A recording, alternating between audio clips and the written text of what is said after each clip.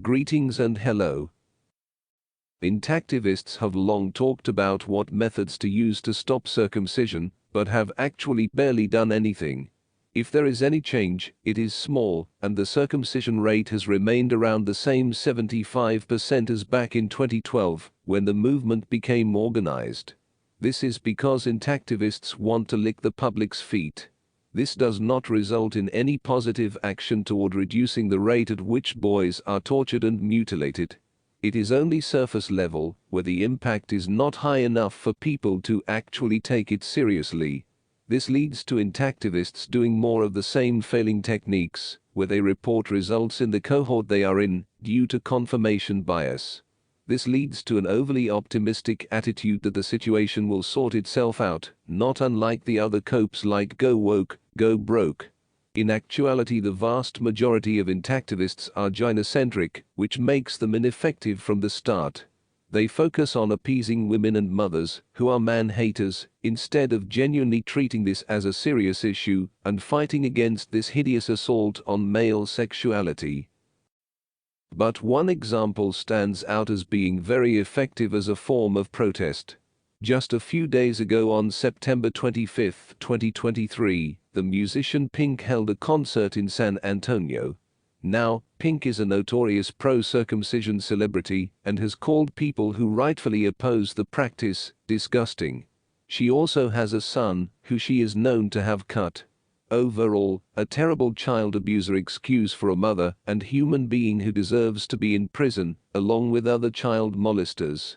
Now what the protester did, since signs and certain slogans on shirts were not allowed, was use the most useful tool at his disposal, his phone.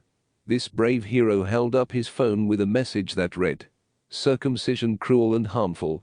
Since he was able to come so close to the stage, Pink read the message, then immediately reacted with hostility, berated the man, and threatened violence against him. She then called security to kick him out. There are many media channels talking about this, as well as a great deal of posts on social media, much more than an average intactivist protest. It was tremendously effective as a form of protest for a few reasons. One was that it targeted a major pro-circumcision celebrity. Celebrities always have lots of press and media attention around them, so they are a very high value when it comes to getting their attention. This is what should be done to all celebrities who support male genital mutilation. They should be hounded by intactivist protests relentlessly. Secondly, it also was an area with a lot of people, so it was not an off-passing one-moment interaction with a celebrity. It was a high-impact performance that grabbed the attention of all in the venue. Such places that people focus on one thing, and that thing gets rightfully interrupted to focus on a serious violation of human rights. This is not like places where people are coming and going, like stoplights or intersections. This is where people have to stay in one place and are forced, yes forced, to listen to the message. People need to get uncomfortable for intactivism to have any chance of penetrating mainstream discourse. Concert goers reacted by booing, meaning that they did not like the message of the brave man speaking out about the plight of men. People hate when men stand up for themselves, and had this been a woman who suddenly fell into tears about how she was cut, the whole audience would stop to comfort her. This shows society's exact attitudes that men are treated as subhuman and as tools for women, while women are considered actual human beings that are worthy just for existing. This all comes from how women see men as not even people, and how they are psychopaths towards men. However, the audience's reaction and press attention, while negative, is still attention for the issue. People need to be knocked in the head as many times as possible to get them to metaphorically listen. If nothing happens, more of the same will happen, and the mutilation rate will remain the same, even possibly rising. People don't care about men, so they are going to have to be forced to deal with the issue.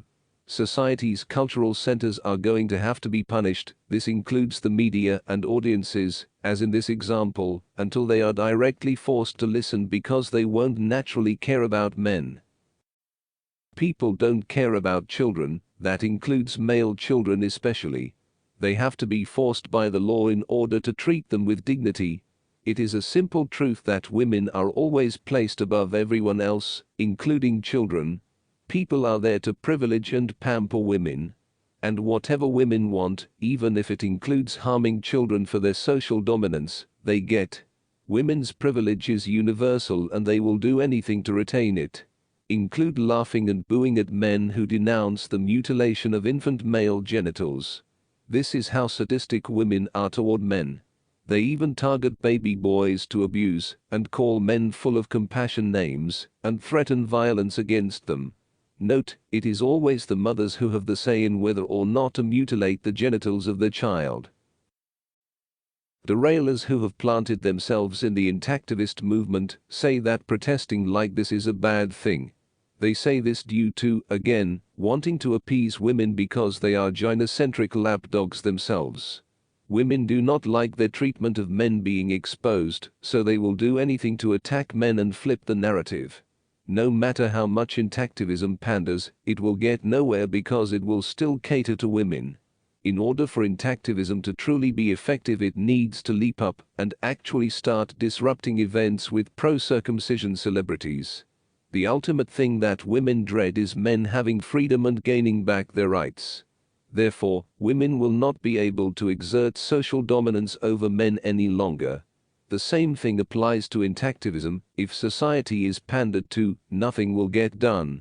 The operating system won't change because of a few additions.